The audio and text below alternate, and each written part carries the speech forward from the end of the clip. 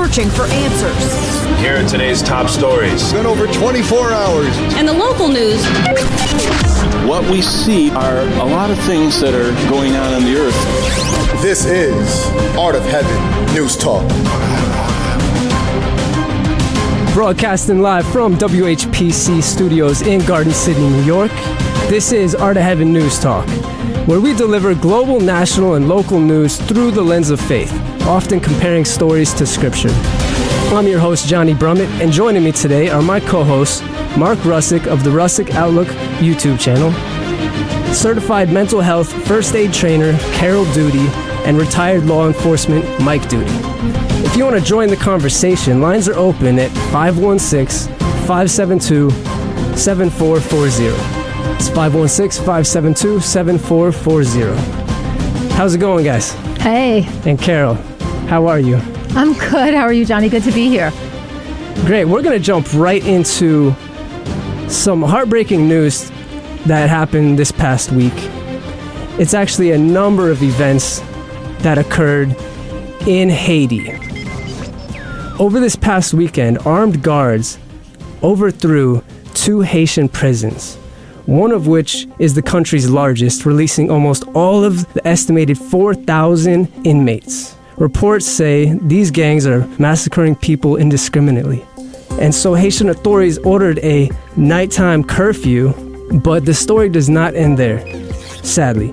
On Monday, these gangs seized control of the main airport, allowing no planes to operate there. The Prime Minister of Haiti, Ariel Henry, was out of the country at the time and was unable to land his plane in his own country.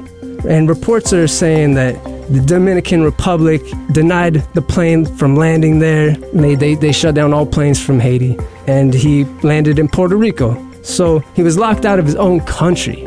Can you believe this? And the sad part about it is after these gangs that took over the prisons and the airport, they went on a rampage, and now they're attacking bank offices, government buildings, and even a major police academy.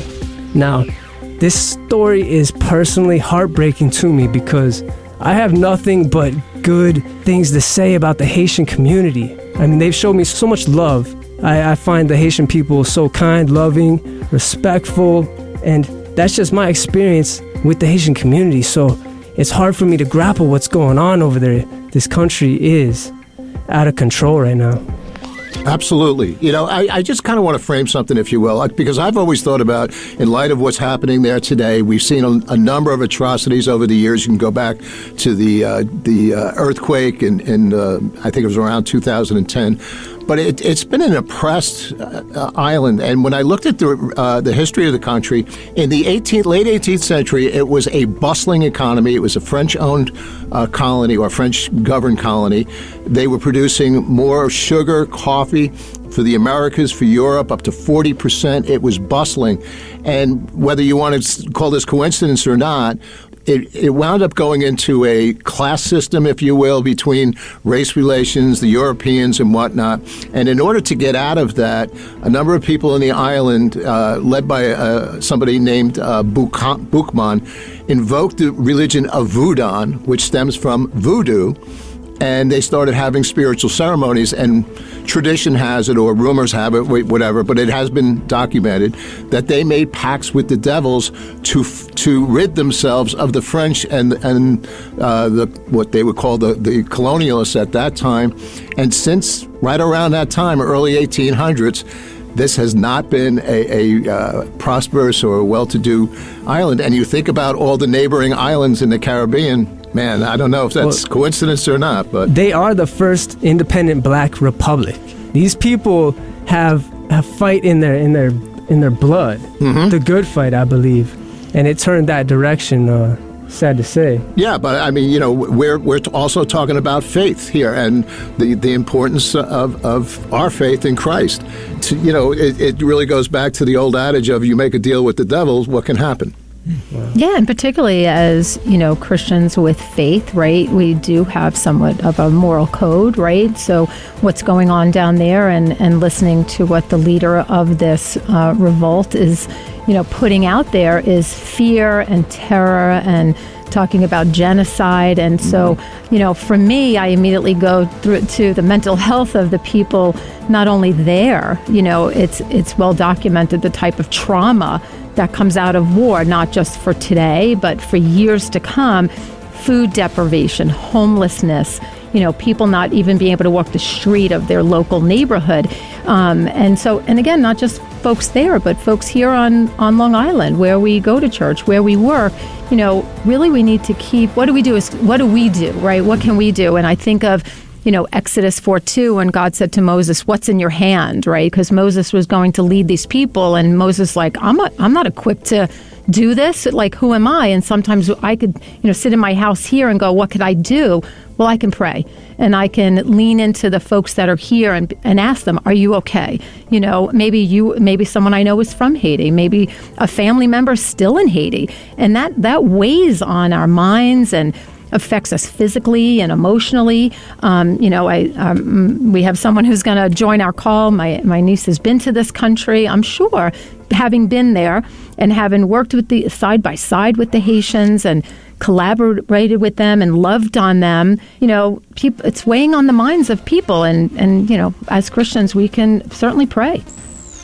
Yeah, so the situation that erupted, recently within the last week, this has been kind of building up, kind of like a fuse was lit several years ago when the actual president of Haiti was assassinated, and they haven't been able to have fair and free elections, I think, since 2017 or 2018. And then the person that was put in charge after that assassination was a de facto leader of the Prime Minister.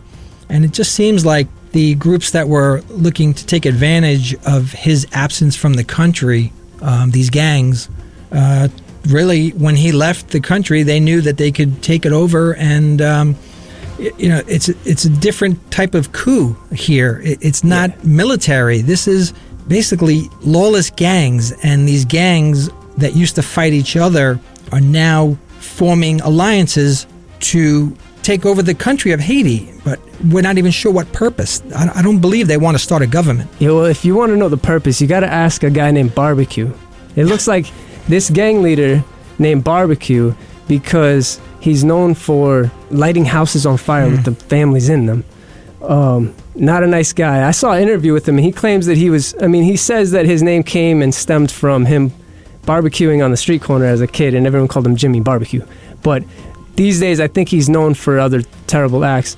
But he's the leader of 9 different gangs have kind of came together, and they are controlling the capital of Haiti and overtaking prisoners, over 4,000 prisoners released. I mean, really, let's think about that for a second, right? If that happened here, right, how absolutely terrifying that would be. I can't imagine being there. Well, you know what? Think about it. It is happening here because prisons are being emptied, and they're bringing us into the southern border in the United States. Well, a lot going on. Good point. They did just release some the body part suspects here on Long Island, which is a whole nother topic. I didn't mean to get off topic, but I mean, anarchy is coming. Yeah. But the Haitian National Police has roughly 9,000 officers, and those 9,000 officers are responsible for more than 11 million people. Right?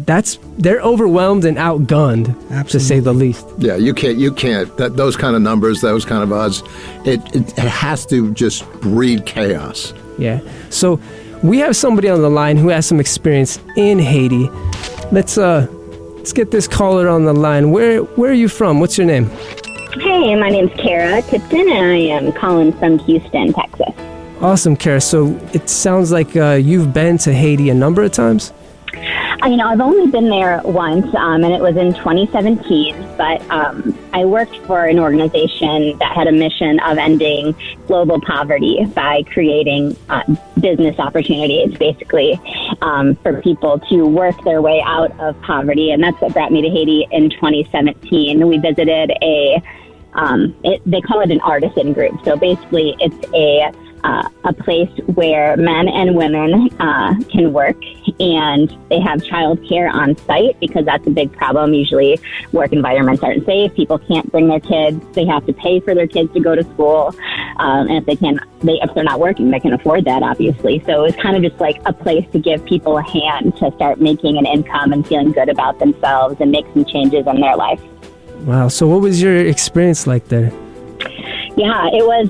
It's interesting because even hearing about the corruption in Haiti is not a new thing, obviously. And even back in 2017, we were kind of up in the air if we'd actually be able to go, like even a month before, about the safety. And we ended up going. We had armed guards with us the whole time we were there. I mean, we were a group of 10 women traveling, through Haiti. So we had armed guards everywhere we went, and every facility that we went to had armed guards out front. And that in and of itself is just a very confronting reality. I live in Texas, so I'm not, it's not strange for me to see weapons around, but I'm not used to seeing people outside of Walmart with machine guns and that's just kind of normal. That if you want to have a safe space, you have to protect it yourself.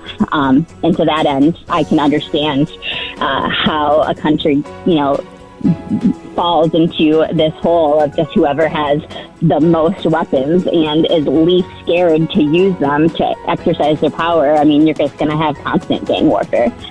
Kara, the folks that you met there, I know it sounds like you were unnerved by the guns and stuff, but did others that you were working with there take this as the norm? They from the best that you could tell, it does. Oh, yeah. Were they, just in yeah, of course there's an armed guard or whatever, at the door.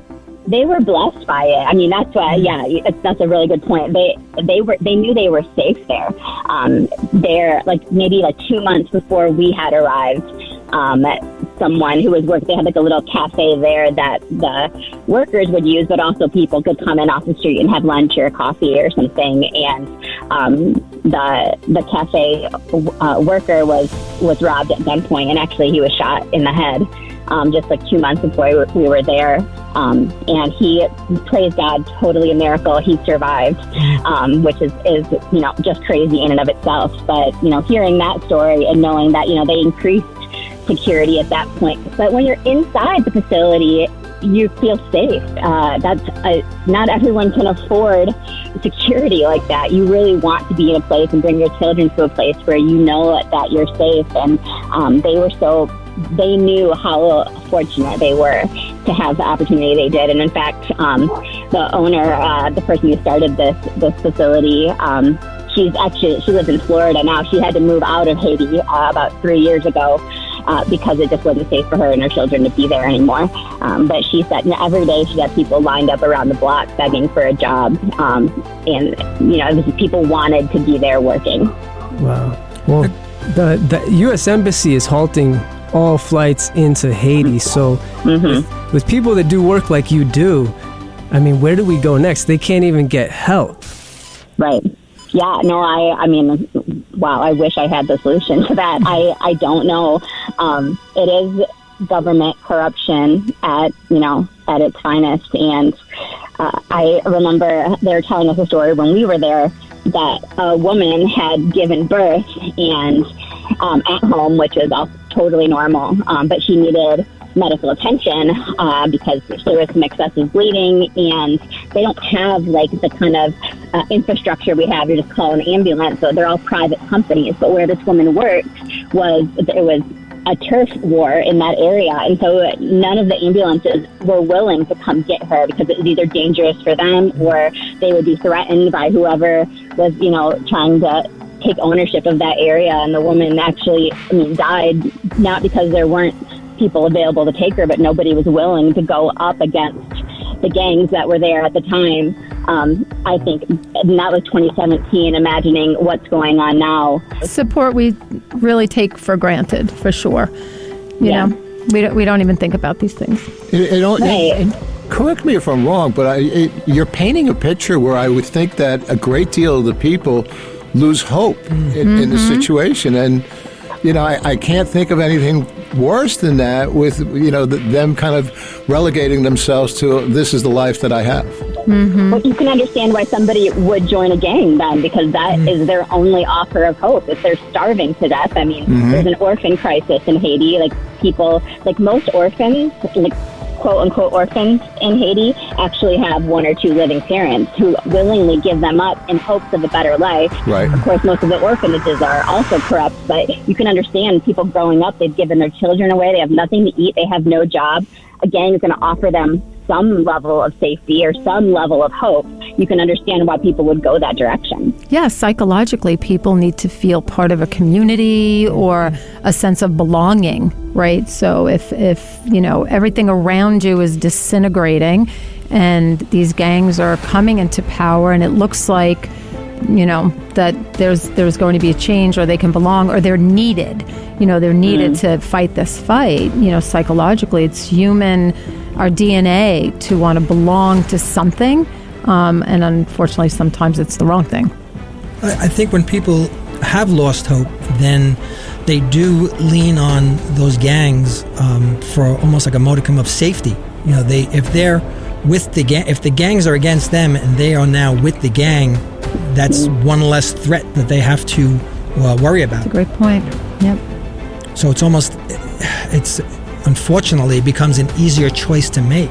And Kara, were you able to, I would assume the folks there knew you were with a Christian organization, or were you able to easily share the gospel with the folks there, or did you feel a level of ability to do that when you were on the trip? I mean, the places that I traveled to, yes, we were there's actually, surprisingly, we're talking about all these atrocities happening. There's actually a lot of faith in Haiti. There's a lot of Catholic roots. There's a lot of Christian roots.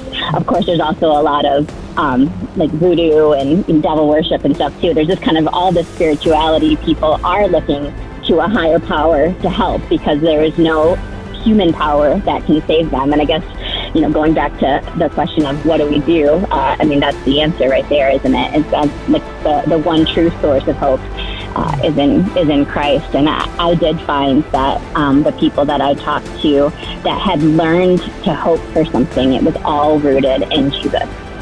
So the way we can lean in, of course, is prayer, right? I think of Paul telling folks to pray for him, even though they weren't in like the immediate vicinity, right? And to do our homework to figure it doesn't look like aid can get into the country right now, or whatever aid is there is being pilfered by the gangs. So, we encourage everybody to do their homework, figure out the organizations, like the one that you were with, was probably easy to, give their backing because you were actually there and you saw what was happening with the financial support that was given to the organization. So it's important to do your homework and try to support. But then here on the ground, support others who might be affected by family or friends, or even being from Haiti and what they're dealing with.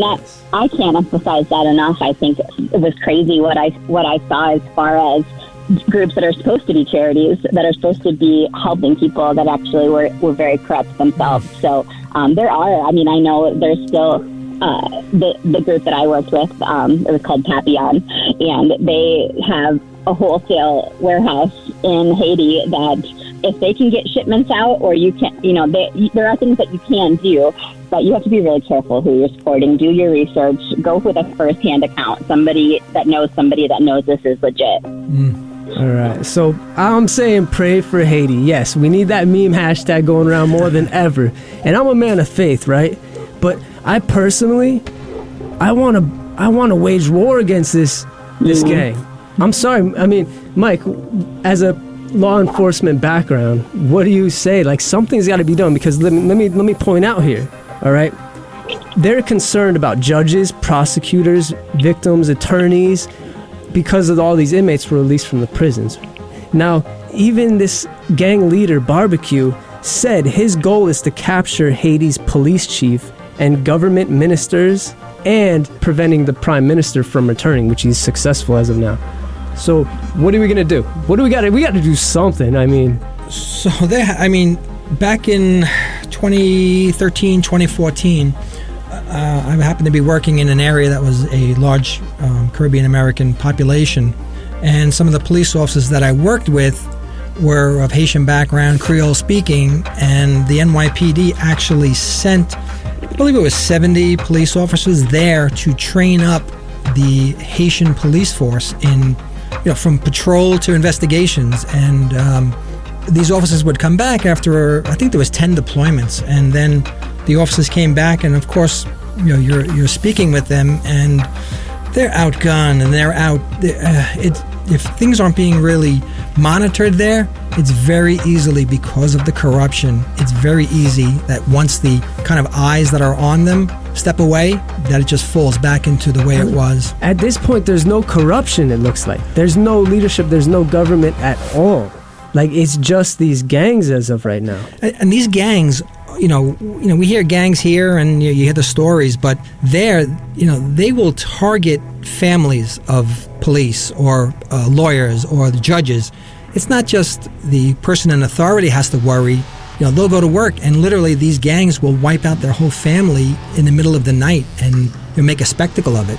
Yeah, one of the most interesting parts about this story is when majority of all the inmates, almost 4,000, escaped, there was like 18 of them still in there, and those 18 were the Colombian mercenaries that executed the hit on the president back in the day. They didn't want to go anywhere, and now Colombia is asking for someone to protect them. So it's kind of crazy. Real sticky situation.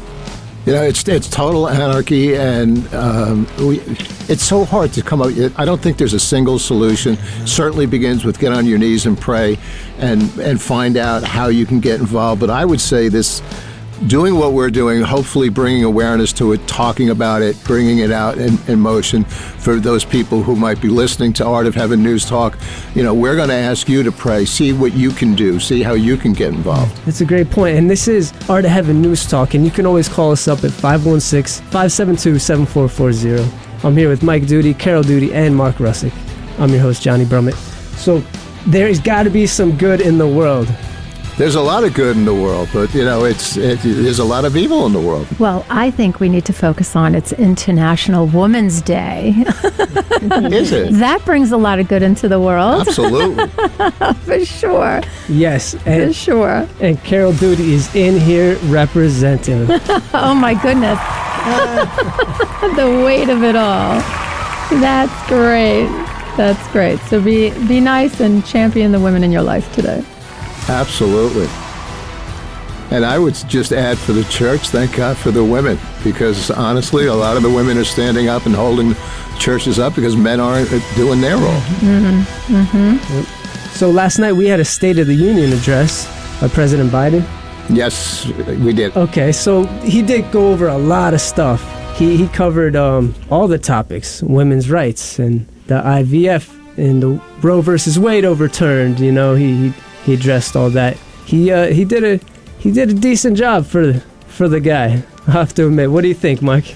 Well, I guess I did hear some commentators stating that he came in with low expectations of what he would do, and he met those expectations. Not to be on either side, they were just wondering if he'd be able to get through an hour speech. He did. He seemed energized.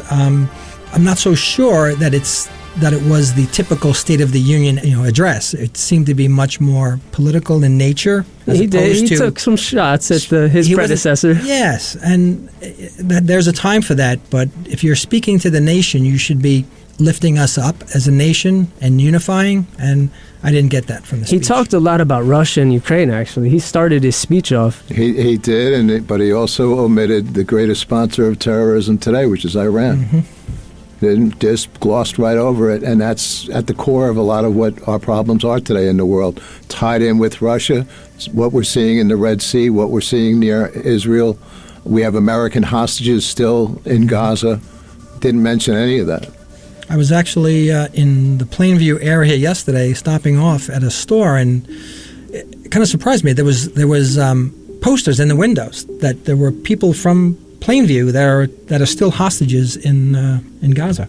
And you kind of, October 7th was, not a lifetime away, but it was a while ago, and you kind of forget, and then it's right in your face that a there are people in our reminder. communities. Yeah. Sure. And the topics you mentioned, Johnny, women's productive rights, really hot topics, really can create division and whatnot, but, they're on people's minds. So it's not surprising he would talk about it, or any of our political leaders would talk about it. So, I guess that you have to expect it, because it was a very big topic at our last election, and here we are again, so. Here we are again. Now we're looking at another rematch, because Trump did take home the nomination this week as well.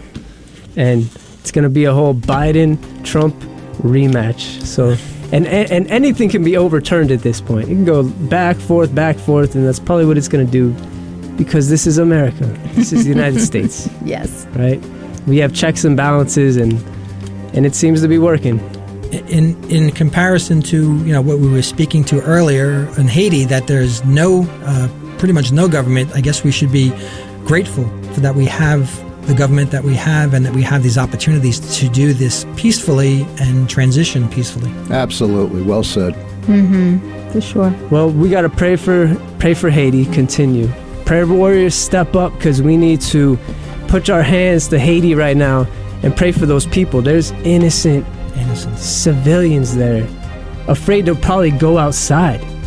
Something's got to happen. I mean, if it was me, I'd probably send troops in and straighten those gangs out with the best intentions. But you know what? The history of countries doing that in Haiti is not a pretty one. I mean, I read about the incident where the UN tried to step in and build some infrastructure on the rivers there, and it ended up causing a disease in the water, and it was just so. The Haitian people have been through a lot. They're very careful with outsiders coming in. Outsiders. Sure. It sounds like at that particular incident, I don't know anything about it. It could have made it worse rather than better. Well, let's continue to pray for Haiti. Yes. This has been another episode of Art of Heaven News Talk on 90.3 WHPC. I'm your host, Johnny Brummett, and joining me today was Mike Duty, Carol Duty, and Mark Russick. Join us here every Wednesday, 3:30 to 4. This is The Voice of Ness Community College.